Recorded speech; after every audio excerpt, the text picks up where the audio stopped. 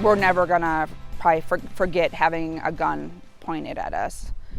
And I remember exactly, I see the exact gun, and it's just, I see it all the time, and I see the guy's face. A mother and her child angry and traumatized after they were carjacked right outside the daughter's apartment building in Golden Valley. The Minneapolis suburb has seen several similar incidents over the last few weeks. Tonight, the police chief insists finding the armed suspects is a top priority. Paul Bloom is live for us tonight outside Golden Valley Police headquarters. And Paul, authorities believe the perpetrators are getting even more brazen.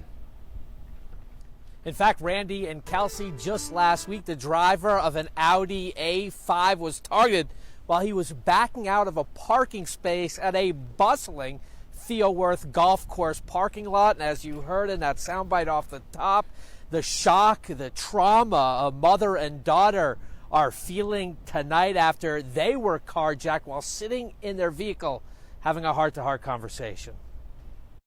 Running at me with the gun was like up his arm sleeve, but I could see the barrel and I could see the end of the gun. Tammy Auberg and her 19-year-old daughter Skylar were terrified, sitting in their red Jeep Patriot, chatting on a recent late night outside Skylar's Golden Valley apartment complex when the unthinkable happened. An armed assailant as well as a second suspect charging their vehicle, demanding the Aubergs get out and leave everything behind. Tammy, behind the wheel, had just seconds to react. In our position, I couldn't do it. I couldn't risk her life. After losing one kid, I really wasn't planning. I don't want to lose another one. Tammy, whose teen son died by suicide years ago, and her daughter traumatized all over again. The masked suspects taking off in the Jeep with Skylar's wallet. The vehicle eventually turning up in Minnetonka, damaged, the license plates ripped off. I'm mad, I'm sad, I'm frustrated.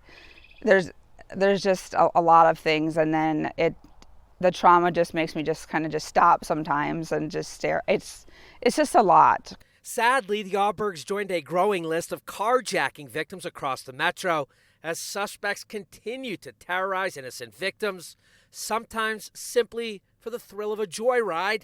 In the last few weeks, starting May 16th, Golden Valley reporting 4 such crimes, with law enforcement concerned the suspects getting more and more brazen, striking at the Breck Ice Arena, and then in the middle of an afternoon at Theo Worth Golf Course.